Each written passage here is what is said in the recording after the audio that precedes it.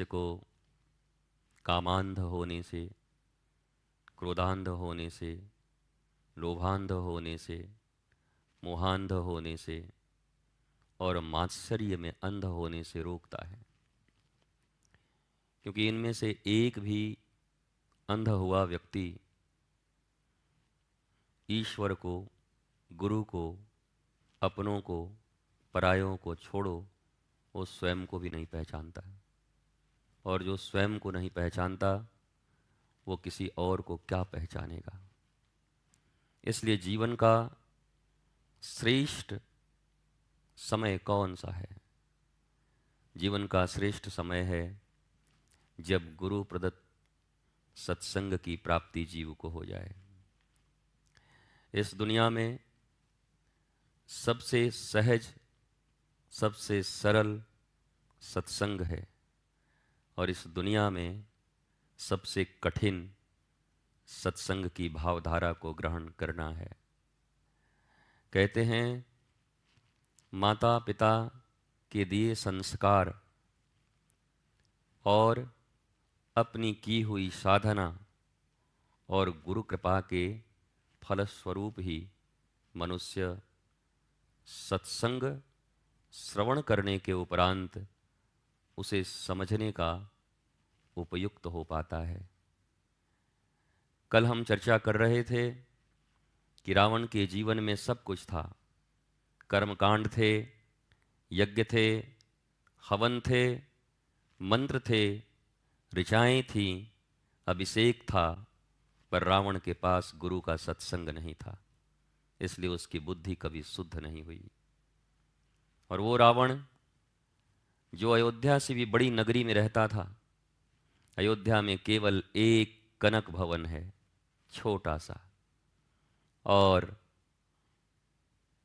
लंका की नगरी पूरी कनक की है, सड़कें भी कनक की हैं। इन दोनों में जब कंपैरिजन करते हैं तो लंका बड़ी नगरी है, धनाढ्य है, भौतिक रूप से उत्तम है, पर वहाँ का राजा दिखता तो है, उपासक है, पर धार्मिक नहीं है। ध्यान दो, जीवन में उपासक होना और धार्मिक होना दो बात है। उपासक हिरण्यकश्यप भी था, जिसने बहुत गहरी तपस्या की। कहते हैं उसके शरीर में दीमक लग गए। हम तुम तो आधे घंटे बैठे तो रीढ़ की हड्डी में L1, L2, L3 सब दर्द करने लगते हैं, उठ के भाग जाओगे। पर वो ऐसी तपस्या करता कि उसके शरीर में दीमक लग गई, पर नरसिंह को अवतार लेकर के उसको फाड़ना पड़ गया, मारना पड़ गया। ऐसी तपस्या किस काम की? तपस्या करते हैं जीवन के आनंद के लिए, तपस्या करते हैं ईश्वर और गुरु के शरण में रहकर आत्मज्ञान प्राप्त करते हुए, भक्ति के पथ पर चलते हुए, नृत्य गीत में, आह्लाद आनंद में इस जीवन को यापन करना, इस जीवन को प्रभु के समर्पित करना। कर्मकांड के 80,000 श्लोक हैं, कई बार मैंने कहे। 16,000 उपासना के हैं और 4,000 ज्ञान के हैं। और याद रखना, प्रेम के तो 2.5 आखर हैं, या एक प्रेम ही काफी है। पर हम में से ज्यादातर लोग जो इस क्षेत्र में हैं वो कर्मकांड में ही रह जाते हैं पूरी जिंदगी, उपासना तक भी नहीं पहुंच पाते। 16,000 उपासना के मंत्र तक उन्हें पता नहीं, फिर ज्ञान कांड से उन्हें क्या मतलब होगा? ज्ञान से उनका कोई मतलब नहीं होता।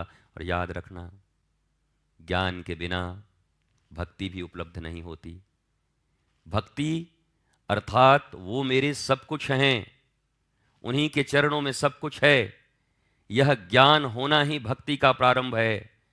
अगर ये ज्ञान न हुआ तो भक्ति का प्रारंभ भी नहीं हो सकता। इस दुनिया में गुरु और ईश्वर साधन नहीं है, वो साध्य हैं। बड़े दुर्भाग्यशाली हैं वो लोग जो गुरु को साधन समझते हैं। गुरु साध्य है, ईश्वर साध्य है। गुरु के विषय में कहा गया साक्षात परब्रह्म तस्मै श्री गुरुवे नमः। अर्थात विग्रह रूप में जिन ईश्वर का दर्शन हम मंदिरों में कर रहे हैं, कहा उन ईश्वर ने कृपा करके हमें जीवंत गुरु के रूप में अपने ही रूप से साक्षात्कार करा दिया। वही गुरु हैं जो चलते हुए आपके द्वार तक पहुंचते हैं। एक बड़ी प्यारी बात है, जिस दुर्भाग्यशाली मनुष्य को अपने गुरु को मनुष्य के देह के रूप में देखता है, देह बुद्धि जिसकी है, उसके इहलोक परलोक कितने लोग नष्ट होते हैं उसे कोई खबर नहीं। गुरु देह नहीं होते। कोई विदेह होगा तभी गुरु पद पर आसीन होगा। देह में आसक्त, देह में आबद्ध और देहासक्त मनुष्य तो जिज्ञासु और पिपासु भी नहीं हो सकता। गुरुपद तो बहुत दूर की बात है। ऋषि, मुनि, संत, साधु, साधक, सिद्ध, सुजान, भक्त, जिज्ञासु, ये सब अलग अलग हैं। ये हम कह देते हैं साधु संत लोग आए हैं। साधु अलग है, संत अलग हैं, ऋषि अलग हैं, मुनि अलग हैं, आचार्य अलग हैं। और आचार्यों में भी कितनी कोटि, अलग अलग आचार्य। ये सब अनंत अनंत विभाग हैं हमारे धर्मशास्त्र में। पर ठीक ही कहते हैं कि ढाई आखर प्रेम का पढ़े सो पंडित होए। पोथी पढ़ी पढ़ी जगमुआ पर पंडित भया न कोई। ये रावण को देख के ही लिखा गया होगा कि रावण से बड़ा पोथीबाज कौन होगा, जो स्वयं ही रचना करता है स्तोत्रों का शिव के लिए। पोथियों की भरमार है उसके पास, पर प्रेम नहीं है। प्रेम का विकृत स्वरूप मोह, वस्तुओं में, शरीरों में जगह जगह आसक्ति है उसकी। इसलिए रावण प्रेम के अभाव के कारण ही मारा गया। नहीं तो रावण को जीवंत प्रभु मिले, हृदय में लगा करके भक्ति भी प्रदान कर सकते। पर रावण मिले तो प्रभु मिलना कोई बड़ी बात नहीं है। लोगों के जीवन में एक भ्रम होता है कि भगवान मिल जाएं तो हमारा जीवन सुधर जाए। हमें पता नहीं ये क्यों नहीं समझ आता इन लोगों को। दुर्योधन को भी मिले, रावण को भी मिले, इनका कैसा जीवन बना। मर गए बेचारे। न मिलते तो ठीक होता, कुछ दिन और जिंदा रहते। प्रभु मिले तो जल्दी ही मर गए। तो रावण और दुर्योधन के प्रभु मिलने का फल क्या हुआ बताओ? वो तो न ले सके वो कृपा उनसे, वो प्रेम न ले सके उनसे। राम ही केवल प्रेम प्यारा, जान ले हूं जो जान निहारा। प्रबल प्रेम के पाले पड़कर प्रभु को नियम बदलते देखा। ध्यान रखो, प्रबल प्रेम के पाले पड़कर, प्रबल बल के पाले पड़कर नहीं, प्रबल ज्ञान के पाले पड़कर नहीं, प्रबल झूठे ऐश्वर्य और वैभव के बल पर नहीं। प्रभु अपना नियम कब बदलते हैं? प्रबल प्रेम के पाले पड़कर प्रभु को नियम बदलते देखा। अपना मान भले टल जाए पर भक्त का मान न टलते देखा। पर ये प्रभु उल्टे भी हैं। हिरण्यकश्यपु जैसे लोग जब तपस्या करते हैं तो मारने के लिए भी आ जाते हैं कि आओ अब तुम्हारी तपस्या बहुत हो गई है, अब तुमको जाना होगा इस पृथ्वी से। कर्मों का निर्धारण बड़ा जरूरी है। कर्म तो सभी करते हैं, पर अगर मनमुखी कर्म हुआ तो जीवन में कभी भी उन्नत, आनंदित, समृद्ध, आह्लादित नहीं हो सकते। पर वही कर्म अगर गुरुमुखी हो गए, मनमुखी कर्म और गुरुमुखी कर्म में बहुत अंतर है। लोग दुनिया में कहते हैं आप हमारे गुरु हैं, पर काम मन का करते हैं। अब बताओ, अगर मन की सुनते हो तो गुरु मन हुआ कि गुरु गुरु हुए? हम सब काम अपने मन का करेंगे, पर आप एक पुतले के रूप में हमारे गुरु रहिए। पुतला जैसे मेरे हाथों में रिमोट रहे और आप पुतले की तरह चलिए। चलूंगा मैं मन के अनुसार, पर मैं तुम्हें गुरु कहूंगा। ऐसे अधम लोग न अपने को पहचानते हैं, न गुरु तत्व को पहचानते हैं, न ईश तत्व को पहचानते हैं, और न ही अपने जीवन में कभी आनंदित होते हैं। मेरे प्यारे बच्चों, आप सब भी जो वेद, वेदांत, सार सिद्धांत की उपासना कर रहे हो, पढ़ रहे हो, लक्ष्य क्या है? सदा ध्यान रखना जीवन में लक्ष्य क्या है। अगर ऊंचे बहुत, उड़ान बहुत ऊंची हो गीध की तरह, पर दृष्टि सड़े हुए मांस पर हो नीचे, तो गीध को अधम योनि कहा जाता है। पर गीध की उड़ान कितनी है? चील और गीध की, चिड़िया फिड़िया तो उड़ ही नहीं सकते उतना। ऊंचाई तो बहुत है, पर लक्ष्य क्या है? मांस सड़े गले। कितने ऊंचे हो, कितनी ऊंचाई पर हो, इससे कोई फर्क नहीं पड़ता। तुम्हारी दृष्टि कहाँ है? तुम्हारे लक्ष्य क्या है? तुम सोचते क्या हो? ये कर्म कभी महान नहीं होता, उद्देश्य महान होता है।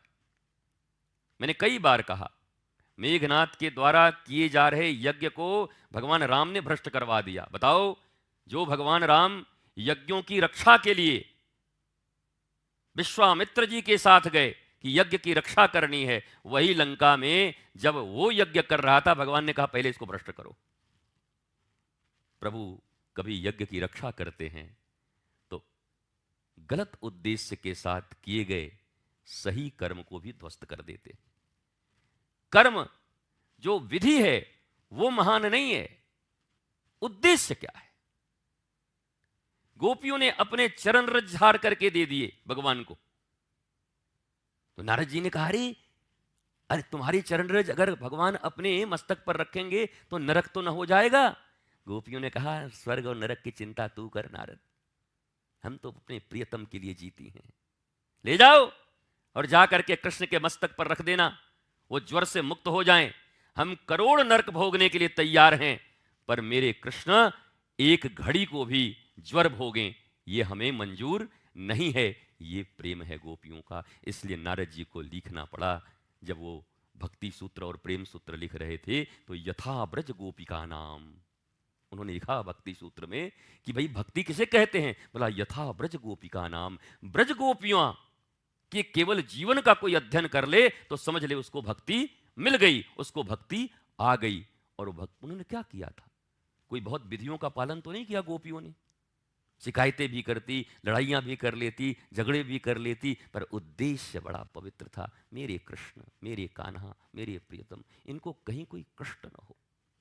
इवन जब भगवान जा रहे हैं और जब वो गोपियां सामने ऐसे सो गईं कि मेरे ऊपर रथ चढ़ा के ले जाओ, हमारे मृतदेह के ऊपर ये रथ जाएगी तब मथुरा पहुंचेगी, तब बाबा आनंद ने कहा, गोपियों जाएंगे तो जरूर कृष्ण, बस तुम्हारे इस लेटने के क्रम में अगर थोड़ी देरी हो गई ना तो इन्हें फिर धूप लगेगी जाने में। सूर्य के प्रकाश, सूर्य के ताप, इसको क्यों नहीं खोल दिए थे इधर से थोड़ा सा, सूर्य के ताप और प्रकाश उनको लगेंगे। इसलिए अगर आप चाहती हो कि श्री कृष्ण को धूप न लगे तो आप उनको जाने दो। और आपको पता है गोपियां उठ गईं, जबकि उनको पता है कृष्ण जाने के बाद उनके प्राण निकल जाएंगे। मेरे ऊपर ही बैठते, नीचे क्या बैठ गए? रावण कभी नीचे नहीं बैठते ना, रावण ऊपर ही बैठे तो ज्यादा अच्छा है। गोपियां पूछती हैं,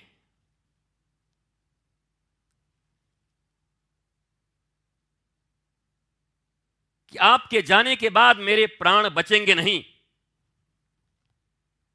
लेकिन उसके बाद भी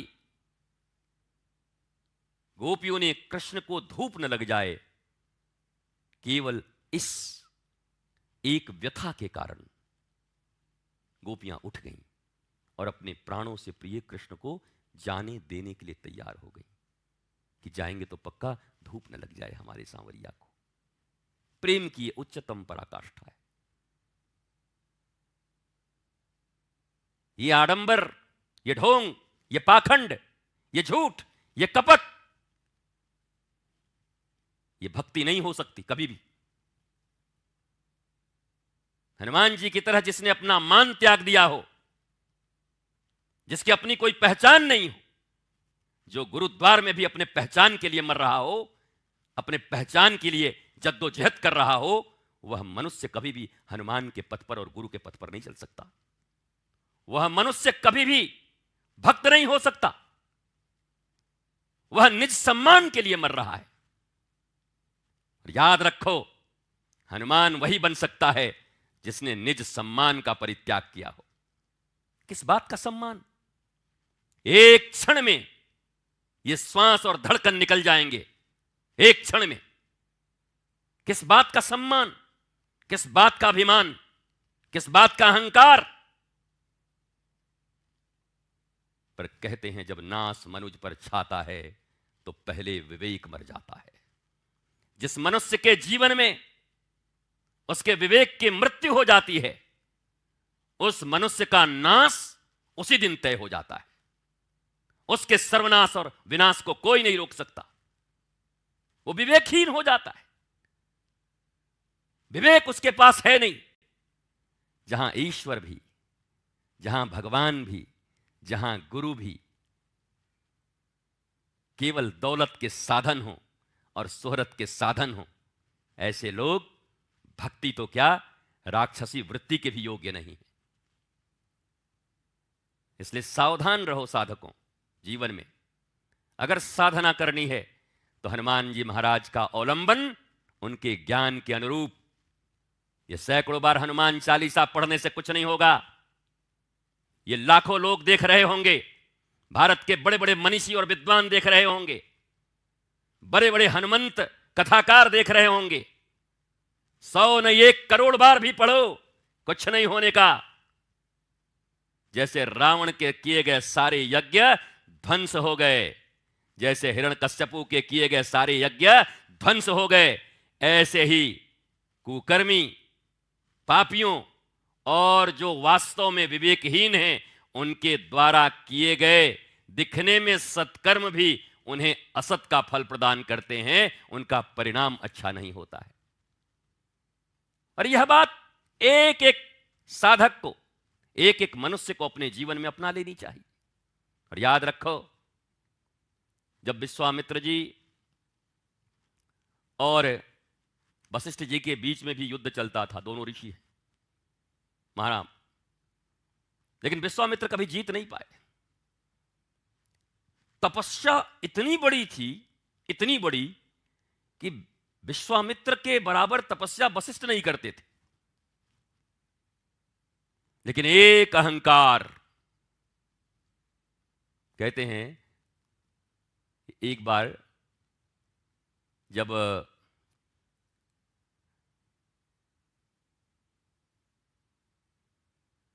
विश्वामित्र जी आए वशिष्ठ के द्वार पर, और आज उन्होंने तय किया था कि आज तो बाबा को ले मारेंगे, अब अंत में ही कर देंगे बाबा को आज। अरुंधति पूछती है कि वर्तमान समय में इस जगत में सबसे तेजस्वी महापुरुष कौन है? आप सबको दिख रहा है? मैं दिख रहा हूं? ओके। तेजस्वी महापुरुष कौन है?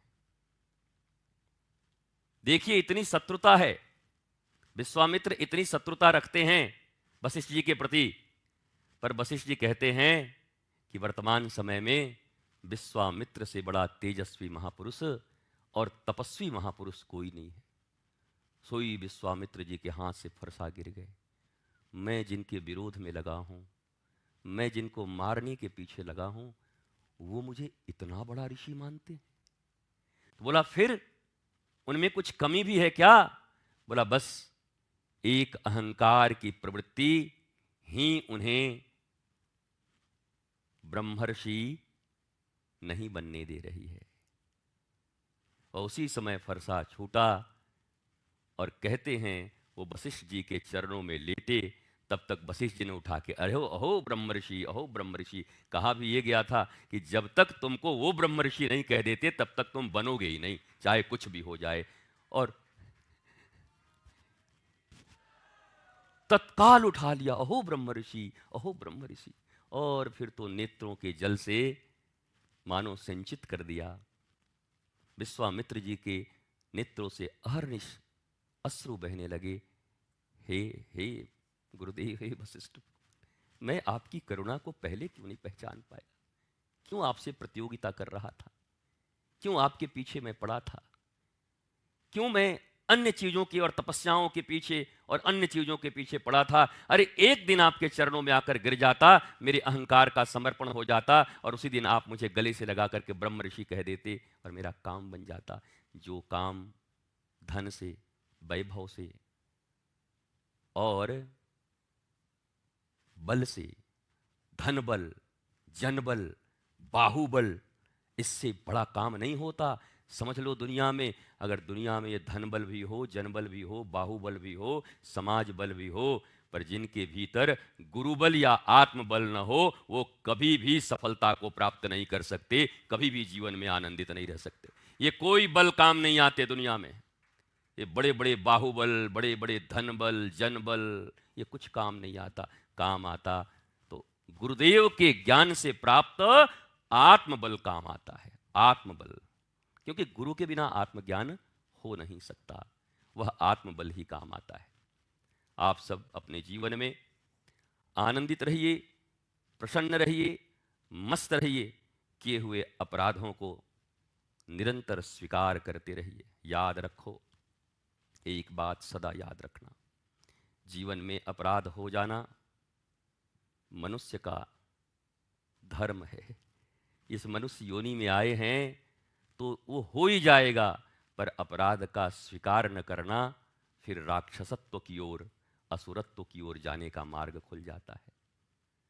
ऐसा कोई मनुष्य नहीं जिससे जीवन में त्रुटियां न हो, छल न हो जाए, कपट न हो जाए, लेकिन सहजता से, सहर्षता से गुरुदेव भगवान के चरणों में क्रंदन करते हुए जिस किसी दिन, जिस किसी क्षण, अरे मैं तो कहूं इस पृथ्वी के समस्त पाप करने के बाद भी गुरुदेव भगवान के चरणों में अगर निश्चल अश्रु से अश्रुधार बहाते हुए कोई क्षमा प्रार्थी हो तो कोटि जन्म के अपराध को गुरुदेव भगवान उसी दिन महाराज क्या करते, रुई की तरह भस्म कर देते, जैसे कपास भस्म हो जाता है, वैसे भस्म करने की क्षमता गुरु में होती है।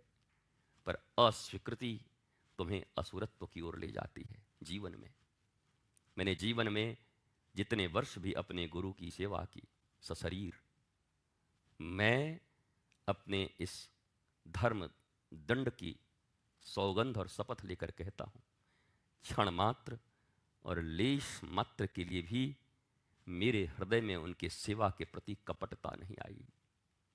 उनके हृदय में मेरे प्रति इतना अनंत प्रेम और करुणा केवल इसी कारण, जबकि ऐसे ऐसे क्षण आए, ऐसे ऐसे क्षण, और मैं बालक जैसा मन कभी विचलित हो सकता था, पर मैं समझता हूं कि लगता है इस जन्म में मेरे गुरुदेव ने मुझे इसीलिए जन्म दिया कि इस बार तुझसे कोई अपराध नहीं होने दूंगा, निरपराध तुझे पास कर दूंगा। और उन्होंने 12 वर्षों की तपस्या को पास किया मेरे जीवन में, 12 वर्ष तक चरणों में रह करके सेवा करने के। पर कभी दास के मन में यह भाव नहीं आया कि गुरुदेव के लिए कोई कर्तव्य मेरे हाथों से हो गए। और आज भी उन्हीं का दिया हुआ आशीर्वाद, जब उन्हें निर्निमेष नेत्रों से देखते हुए उन्हें अंतिम क्षणों में मुझसे उन्होंने कहा, जा पृथ्वी के किसी भाग में महारेगिस्तान में भी खड़ा हो जाएगा, डेजर्ट में भी ना, तो वहां पर जो बरसात वाले फूल होते हैं ना, वो फूल खिल जाएंगे। जहां तू जाएगा उस रेगिस्तान में भी फूल खिल जाएंगे। और आज उन गुरुदेव की ही कृपा है।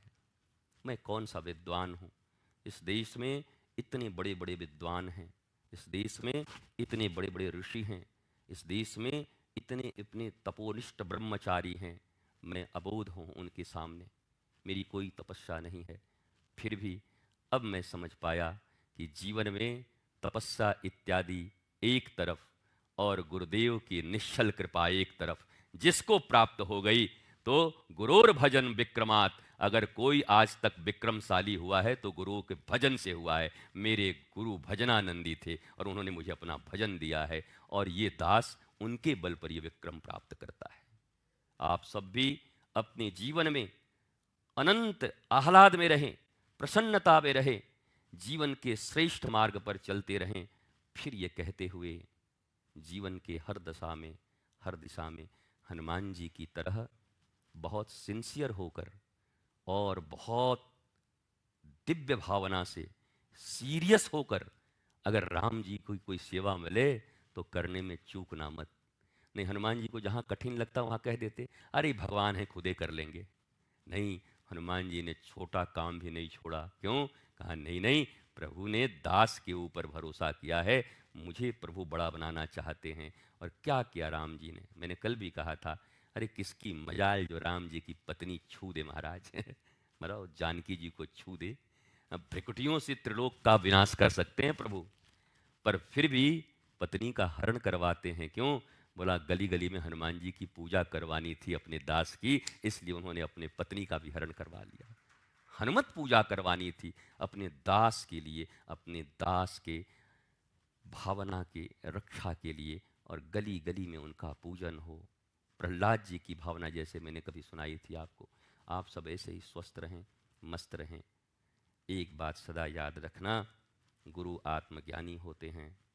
अगर उनको अंतर्यामी कहते हो ना तो कहना मत, वो होते भी हैं। इतना ही समझो, वो कहने से प्रसन्न नहीं होते, वो होते ही हैं। वो होते हैं अंतर्यामी। और अपने अंतर को जो उनसे छुपाता है, गुरु उससे दूर नहीं जाते, वो स्वयं गुरु से धीरे धीरे धीरे धीरे दूर होता जाता है। जो अपने अंतर को गोपन करता है गुरु से, वो गुरु से दूर जाता जाता है। गुरु के समक्ष अपने अंतर को खोल कर रखना चाहिए। भीतर के पट खोल तो हैं, पिया मिलेंगे। तो वो पट जब तक नहीं खुलेगा तब तक पिया नहीं मिलेंगे। पिया मिलते ही तब हैं जब अंतर का पट खुल जाता है। गुरु वचनों को रखना संभाल के, एक एक वचन में गहरा राज है। जिसने जानी है महिमा गुरु की,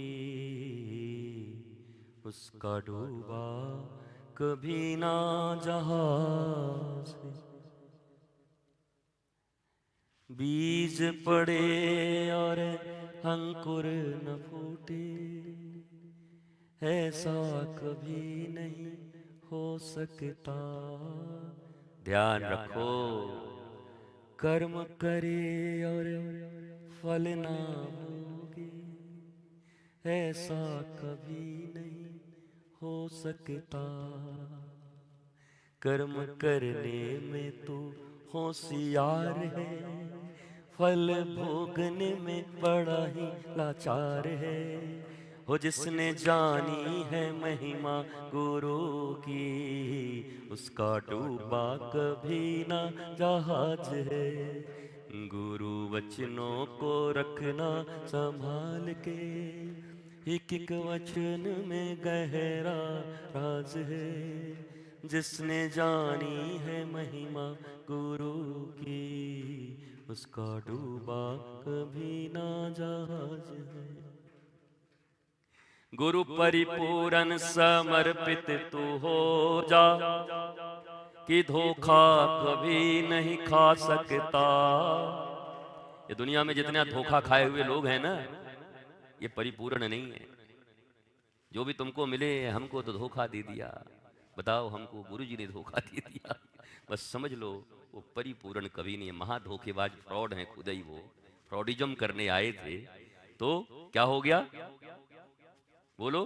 कर्म करने में तू होशियार है, फल भोगने में बड़ा ही लाचार है। हो जिसने जानी है महिमा गुरु की, उसका डूबा कभी ना जहाज है। गुरु परिपूर्ण समर्पित तू हो जा, धोखा कभी नहीं खा सकता। लक्ष्मण रेखा गुरुवाणी की हो तो रावण कभी नहीं आ सकता। अब तो होता ये, अब तो होता ये हर पल।